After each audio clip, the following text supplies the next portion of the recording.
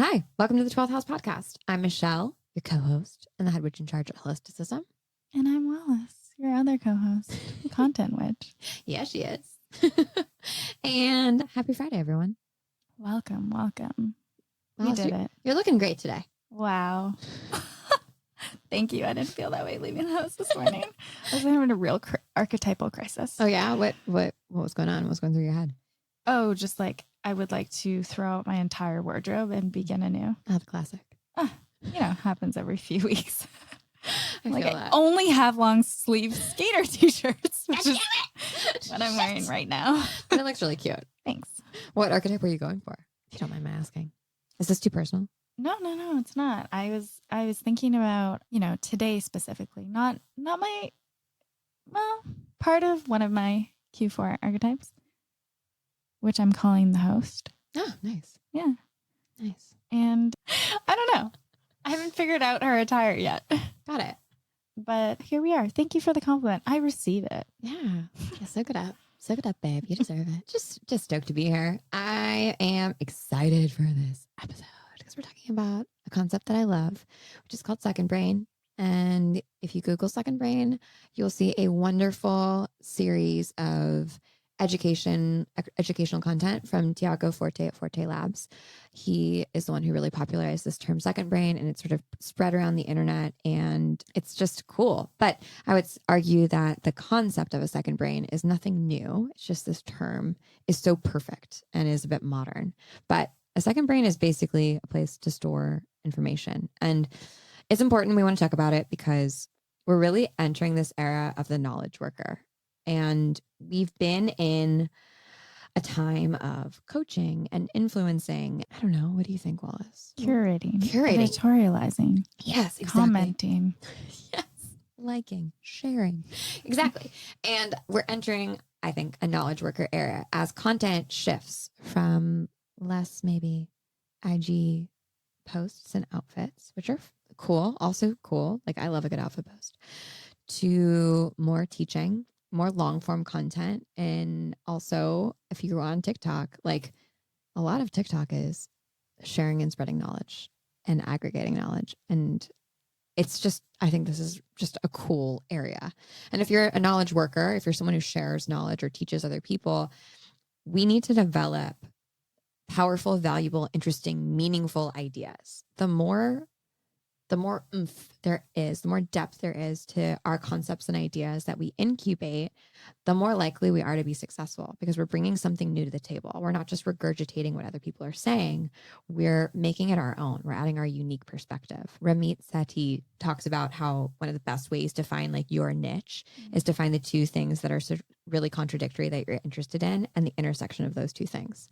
So for him, it's like, money and psychology. And so he likes to sit at that intersection. And when you maybe approach something like taxes from that perspective, all of a sudden you open up so much more opportunity for you to go deep and to like really provide something new and a new perspective and a new visual to the people who want to learn from you. Even if you're not saying anything necessarily new about taxes, approaching them from a perspective of how they make you feel and like the psychology of them and why we think the way we think about paying our taxes and why they make us scared and why we're getting anxiety just talking about it. Like that is interesting, right? So we want to go deep also because it's just like, I just thought of an innuendo. Fuck. Deep throat. Deeper is more fun. Going deeper is more fun. For sure. It's not just the tip. Not on the 12th house. Oh yeah, you want to get railed, Wow. Just Scorpio moon had to take it as far as possible. Where's the limit? Let's go past it. But really, like, it's more fun to go deep. And I think, please. I was distracted by 20 sentences ago your pronunciation of the word niche. What did I say? I've noticed, this is just an aside, but I'll bring it back. Americans say niche. Oh. But the etymology of the word, I believe, is French. And niche? Say niche. Like a niçoise salad? Oh, that's funny. I thought I said niche. No, I've noticed quite common in the US. I don't hear it in Canada as much. And I'm going to look up the etymology because we have Google and hold on. Wow, I promise I'll bring it back. No, I love it. But I really was distracted by that. I was like, I'm paying attention, but I can't stop thinking about niche. Yeah. Early 17th century. It's French. It literally means recess, from niche, make a nest, based on the Latin word nidus, not nidus, which means nest. That's kind of interesting. Yeah. Because it's like carving out your own little nest. Yeah, to make a nest is where it comes from. Huh. Niche. Anyways, but I was thinking about what you were saying in terms of TikTok and niches and aggregating information, synthesizing, remixing, making it your own, and how perfect TikTok is for that, and how it's set up. Because it's, you start with the original sound and then you see how far it goes and how it evolves, just like meme culture and internet culture in general. Yes, that's such a good example. And of how quickly things get synthesized and metabolized and mashed up and remixed. And like you need almost like an encyclopedic knowledge of like what's come before, much like modern art. In order to understand modern art, you need to know what it's referencing. It's like, that's what meme culture is. Meme culture is modern art. It's a contemporary modern art. Like you need to understand the references in order to think it's funny. When I show Ethan TikToks, he's like, okay. I'm like literally peeing my pants, like crying. You're like, how are you not down this rabbit hole? Yeah. I'm like, no, watch it again. He says, are you shitting my dick? It's so funny. Oh, that was a good one. You brought that up yesterday. When we were on the same Zoom call alone beside each other. I didn't get as many laughs as I thought I was going to get. I'm not going to lie. They're very stoic. They really are. I'm getting hot talking about niches. But yeah, to bring it back down to finding your niche, your nest, whatever you want. Yeah, your recess. Yeah, your recess. Go play. Exactly. But that's part of it. To be able to play and remix and collage and pastiche, you need a good base. You do. And you also need to remember what you have learned in the past. You need to like pull from things, right? Like, yeah, collaging is such a good example because to make a beautiful collage, you have to have a lot of, like, if we're physically making it, you have to have like a lot of magazines, a lot of pictures, a lot of things to work with because not everything is going to work together. Yeah. So, and like your second brain is kind of like your digital scrapbook. Yeah, totally. So we can develop deep intentional theories and concepts by acknowledging that our brains are not for storage. They're for cognition. They're for thinking and creating and intuiting. And David Allen says this in his Getting Things Done, that brains are not for storage. They're for thinking. And I don't think that like that seems like a very foreign concept to many people. Yeah, well, I think right now, I think generationally too, a lot of people don't really want to admit that because they might not be, I feel like with my parents, they're not as up to date on technology. So they rely much more on their memory. And it is still, it's funny. It's like now at the dinner table, it's a game. What can you remember about this political argument without looking it up or whatever it is? It's like a game because we don't actually have to do that anymore. Yeah. We don't have to memorize like which plan is for what. We can actually look it up. Mm-hmm. Yeah, and I think that there is something cool about like being able to remember and actually I think what's cool is retaining and being able to contextualize information, not just like how many of us learned in school to memorize something for a test and then it's immediately out of our brains. We like work so hard for a grade, not to actually like have knowledge. And I think that we experience that a lot in our day to day, especially in our fast paced digital culture when we're scrolling through Instagram, looking at tapping through stories on TikTok, even going through our email. We read so much, we take so much in, but how much do we actually metabolize and think about in the future? And really the way to like develop our own worldviews and our own meaning making systems or our perspective in a world made of meaning making systems and cults and other people's beliefs is to give ourselves time to understand where the chips fall for us, to create our concept of what we believe in, what our worldview is. And that means that we have to do some deep work on like the theories and concepts that maybe everyone else has been telling us it's this. But when we really sit with ourselves and we really investigate, like, do I believe that or not? We might come up with a different perspective based on the information that we have at hand. And that's where I think a second brain or some sort of place where you can aggregate the information that you've learned over time and bring it together is really important. And I wanted to bring up Joan Rivers because Joan Rivers, amazing comedian, trailblazer, she was notorious for working really fucking hard.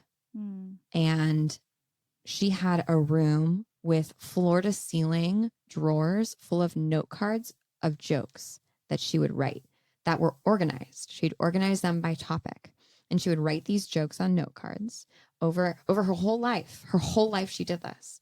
And then she would go and she would pull, when she was putting together a special, she'd pull these note cards out to make a special and to get ideas for new jokes. And that's exactly what a second brain is. And I think that's really like anyone who's a researcher, who's amazing at their craft, who's a writer, who's a creator, they know how to, this is how they work. Like, this is how you work. You never write from a blank page, right? You go back to the references that you've studied, even if you're an artist, like in the book, Steal Like an Artist, the author says, you know, go and experiment and explore with tons of pieces of information and inspiration. Don't just get inspired by one artist because you'll end up copying that person. You'll just end up replicating what they do. You want to be inspired from lots of different places to create something that's completely inspired, that's your own. That's not a replication. No original idea. Yeah, exactly. So I feel like I really went deep there. But should we talk about deeper second brain?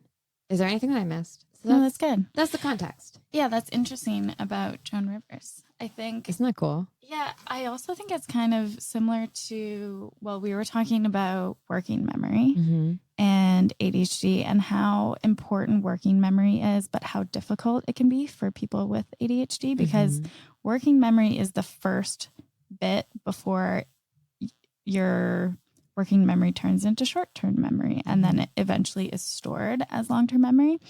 And part of the issue is we're constantly, even if you don't have ADHD, we're in this culture of multitasking and switching constantly. You're opening Slack, you have like 20 million tabs, you're switching between desktops, whatever it is that you're doing.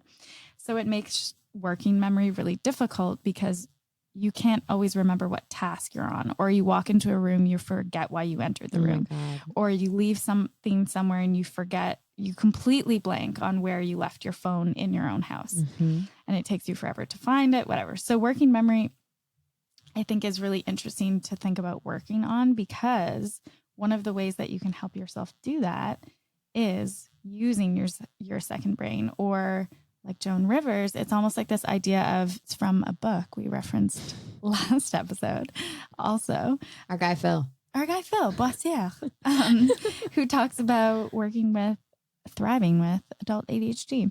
And one of the things that he talks about to help your working memory and your focus is to create a distraction log with just like a piece of paper, a notebook, it could be digital, whatever.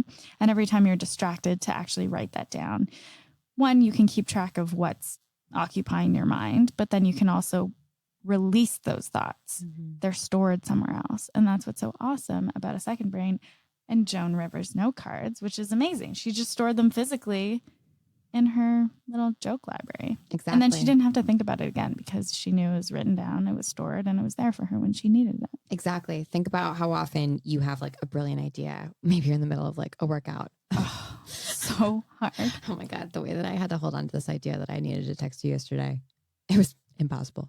I could not hold my pelvic floor and think of this idea at the same time. I'm so glad I was at the end of my class. I was very impressed when I read her message. I was like, isn't she doing Pilates? I almost stopped my class, got out there, and then I was like, that's really rude. I shouldn't do that. But anyways, I persisted. But yes, it's being able to holding an idea in your brain and being afraid that it's going to basically slip through your metaphorical fingers and be out of your brain forever takes up so much energy, causes so much anxiety for someone who has maybe like quote unquote bad memory.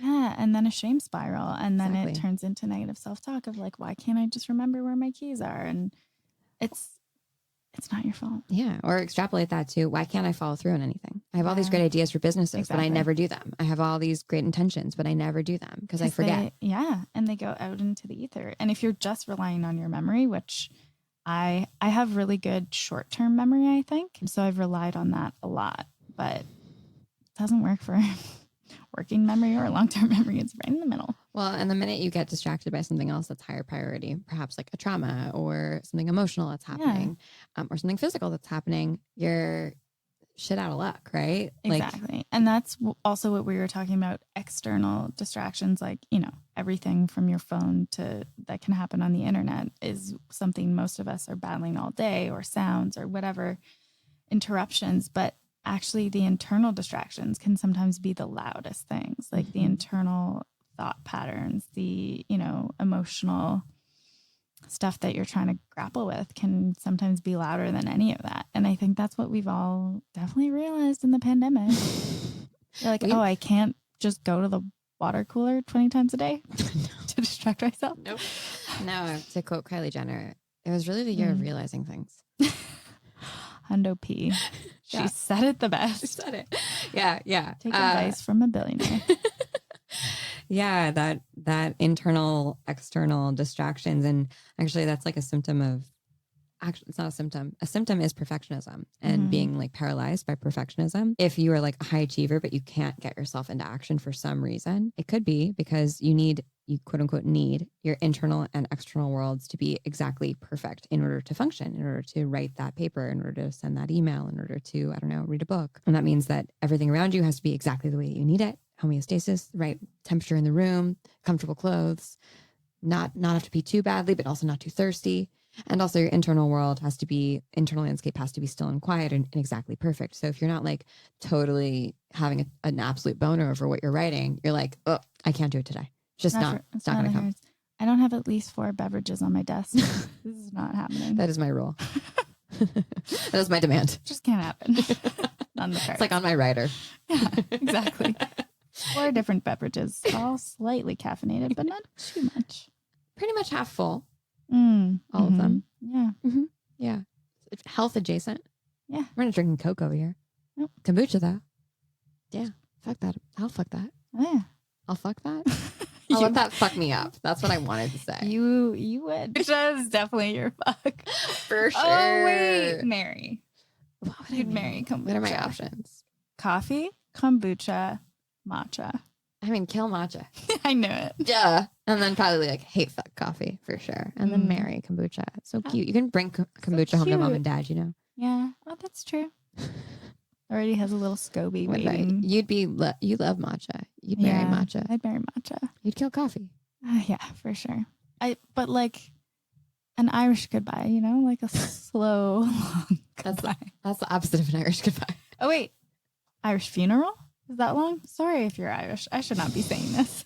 Just delete, maybe a French goodbye. I feel like French people say goodbye for a really long time. Italian people, I know. Dude. Do you remember when you were a kid and your parents would be like, hey, we're going from the family thing? Oh. And then 3 hours later, you'd be like, why aren't we in the car? 100%. I hugged my aunt 3 times already. I just went to the car. You're like, I'm done. I would sneak out. Out of here, bitches. Yeah, they're like, oh, where'd Wallace go? That's so funny. Back to working memory and recall and storage, not storage. And not storing. Exactly.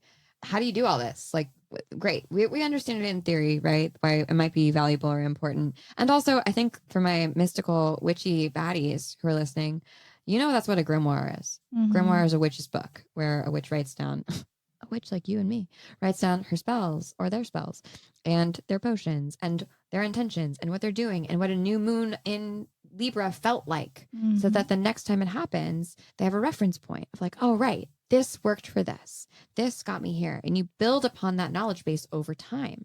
That's what making a magical practice is. That's what creating a spiritual practice is. So this isn't like a new concept necessarily. It's just maybe like a different form that you've never thought of. And that's where second brain comes in. We're obsessed with second brain. And well, I'm obsessed. I don't want to speak for you, Wallace. I'd say you've been in the game longer. Been in the game. I'm jealous of your second brain. Mine is just, in its nascent. No, that's not the word. Yeah, nascent. Yeah, I guess so. It's baby. It's a little bib. Yeah, exactly. And I'm nurturing it. Exactly. With so much care. And I have to say, I love technology. There's so many good apps. There are so many good apps. There really to help you. They really are. You don't have to do that much. No, you really don't. Like, I would say bare minimum. You have I to used highlight. Yeah. I used to just bookmark everything. Mm-hmm. I would bookmark every single thing. And you know what? That's a form of a second brain because it's a place where you're storing information to return to it later. However, for me, that did not work because there are so many other things that I want to write down. Ideas, books I'm reading. Also, when you bookmark it, it's gone into a mysterious folder that you never look at again. Right. And if it's out of sight, if you are and someone who has object impermanence, then you're never going to look for that thing again unless you remember to go look for it. But you can build a second brain pretty much anywhere you want. There's a great theory called Luhmann's slipbox, which is a good example. If you do a Google, you'll learn a little bit about it, but it's effectively what Joan Rivers used. It's creating note cards with ideas and connecting those ideas together. And that's pretty much what we want our second brain to do. We want it to be reference points for recall, right? We want it to be storage for important things that we know we want to review over and over again and go back to. And we also want it to be a place where we can create connections between things. So if you can like create a space that has the ability to make physical connections, perhaps put two note cards together to create a hybrid concept, or maybe you do this in Notion and you connect to pieces of Notion, right? Like two parts of a table inside of Notion where you can say, oh, this article about cults in the wellness space and this article that I read or this email that I got about mental models, these actually overlap. And there's something interesting in between these two things. I'm the center point. I am the middle. I can bring these two ideas together and work on a concept to create something new. So that's effectively what we want our second brain to do. Those three things: storage, recall, and create connections. And you can build it anywhere you want. We build ours in Notion. It's so easy.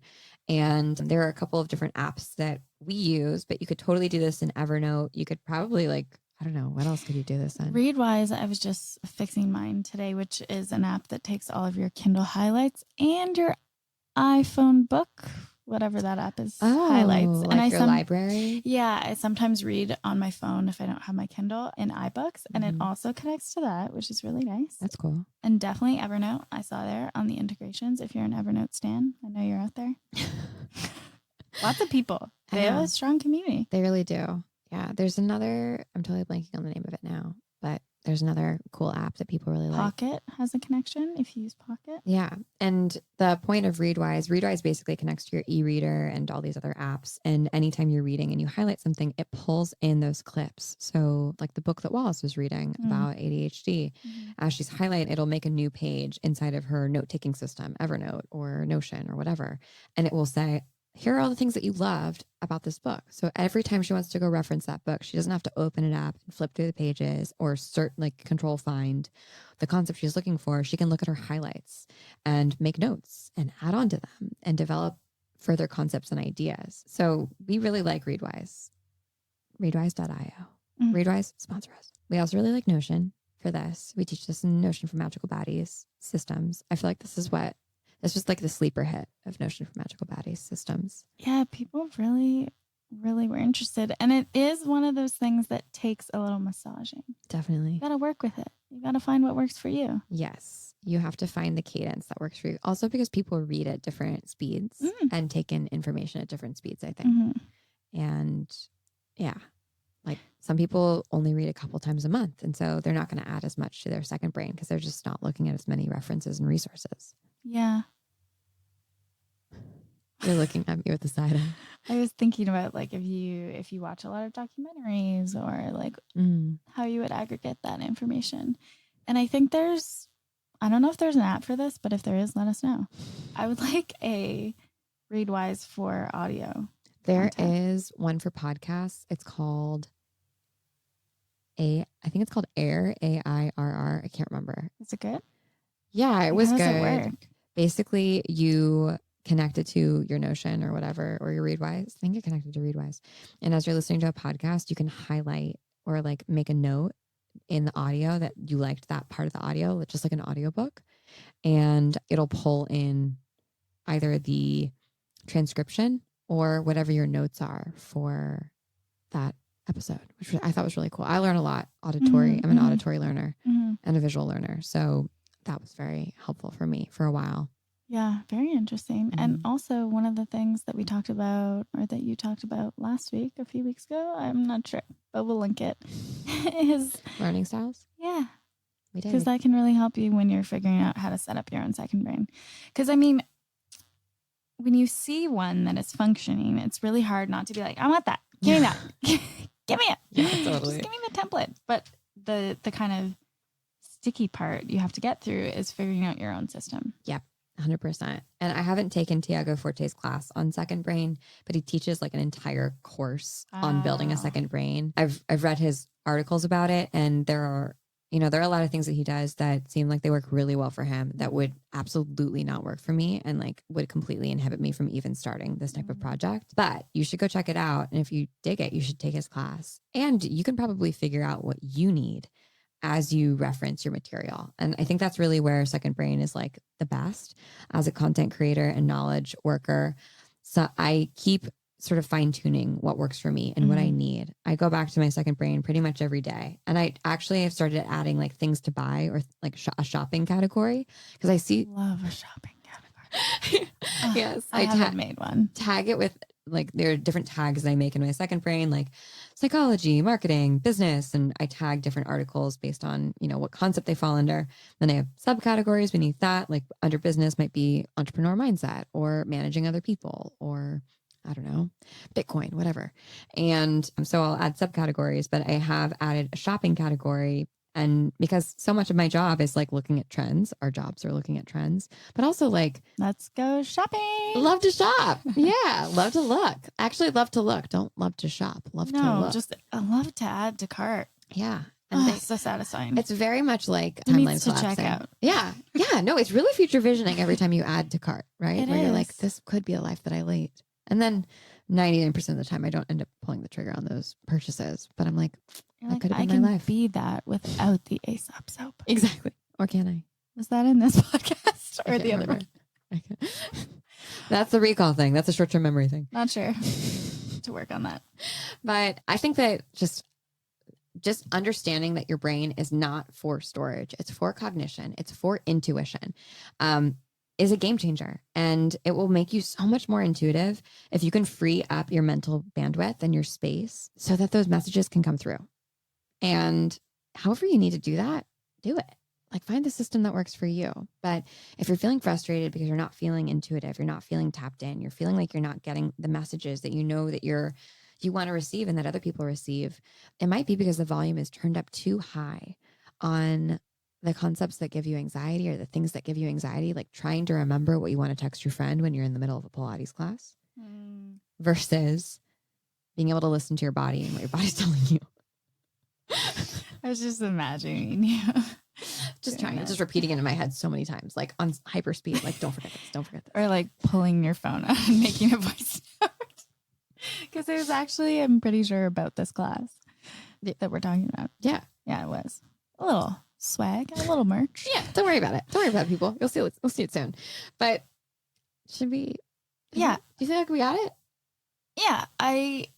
The other thing that's awesome about just systems in general, and once you get them going, like once you get a second brain going, if you're curious about it, if this is like something you're interested in, that's something we talk about in the Spells and Systems course, but also you can make any other system that works for you. That's just one component. And one of the cool things about the end of this class is seeing all the awesome templates that people make for very different things. Mm-hmm. Like someone made a really cool plant care.